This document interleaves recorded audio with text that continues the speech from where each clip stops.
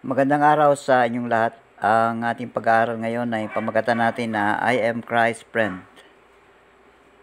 Dito sa ating pag-aaral sa John chapter 15 verse 15, sabi dito, hindi ko na kayo tatawaging mga alipin sapagkat hindi nalalaman ng alipin kung ano ang ginagawa ng kanyang Panginoon. Ngunit tinatawag ko kayong mga kaibigan sapagkat ang lahat ng mga bagay na marinig ko sa aking Ama ay mga ipinakilala ko sa inyo. Sa ating personal na reflection, summary o kaya ay kung ano ang inyong pagkaunawa dun sa talata ay pwede nyong isulat sa kasunod na paragraph.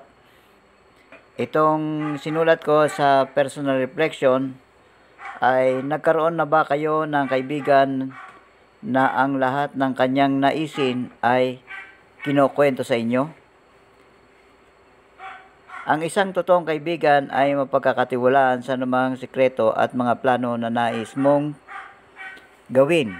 Ito ang Panginoong Hesus ay nagtitiwala sa atin, at kung na-develop din sa atin ang pagtitiwala sa Panginoong Hesus, magagawa rin natin na sabihin sa Kanya anuman ang ating lihim at mga plano sa buhay. Sa patungkol sa Diyos, pag tinignan natin, may mapapansin tayo dito na ang Diyos ang unang nagtiwala sa atin. Doon sa talata, sabi to, hindi ko na kayo tatawaging mga alipin sapagkat hindi nalalaman ng alipin kung ano ang ginagawa ng kanyang Panginoon. Ngunit tinatawag ko kayo mga kaibigan sapagkat ang lahat ng mga bagay na narinig ko sa aking Ama ay mga ipinakilala ko sa inyo. Ibig sabihin, itong makikita natin dito ay ang Panginoong Hesus ang siyang una nagtiwala sa atin, at sinasabi niya ang lahat ng mga bagay na pwede ngang mangyari. At ito ay nabanggit niya sa pamamagitan ng Biblia. Kaya napakahalaga ng pagbabasa ng Biblia. Kaya kung makikita natin sa Diyos, ang Diyos ang unang nagtiwala sa tao. Pangalawa, patungkol naman sa tao, ang tao ay dapat magtiwala sa Diyos. Kung ang tao ay nagtitiwala sa Diyos, ano man ang sinabi ng Diyos o ano man sinabi ng Biblia, ay ito ay hindi niya pagdududahan.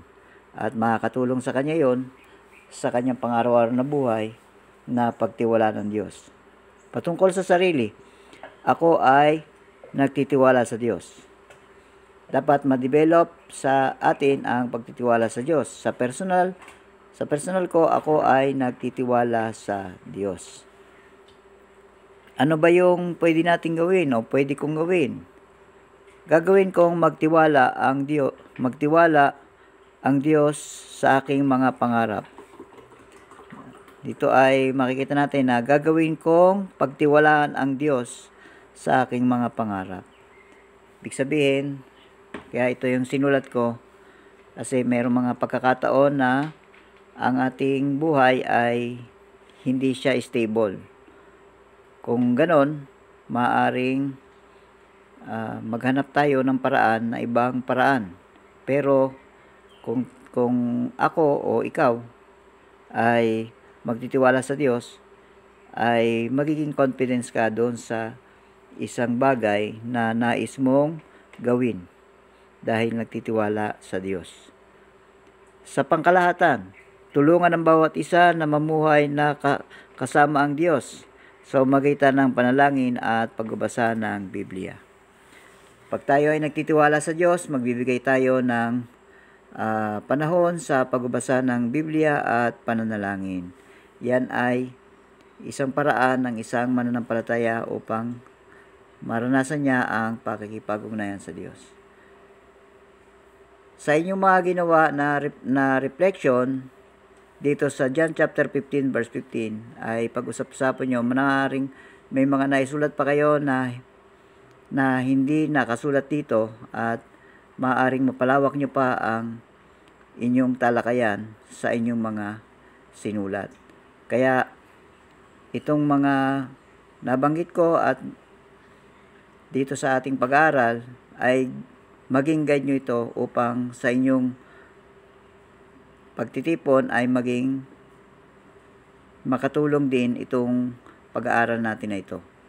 Ang reflection patungkol sa kabuuan ng talata, yung summary, at saka o kaya yung buod ng kabuuan ng talata ay tinatawag din natin to na personal reflection. Yung patungkol sa Diyos, ano ba ang natutunan natin sa Diyos doon sa talata? Ano ba ang natutunan natin o ano ba ang reflection natin patungkol sa tao? Ano ba ang sinasabi ng talata patungkol sa tao? Ano ba ang personal na sinasabi ng talata sa sarili ko? Ganun din naman, ano ba ang gagawin ko base doon sa sinasabi ng talata? At sa pangkalahatan, ano ba ang gagawin nating lahat base doon sa sinasabi ng talata? Ganyan yung ating paggagawa ng ating DBS. Kaya makatulong ito para sa ating guide at pag-usap-usapan ninyo doon sa inyong pag-aaral ang mga bagay na ito. Okay, magandang araw sa inyo lahat. Hanggang doon muna ang ating pag-aaral. Kung meron kayong katanungan ay isend nyo na lang sa GC. Magandang hapon sa inyo.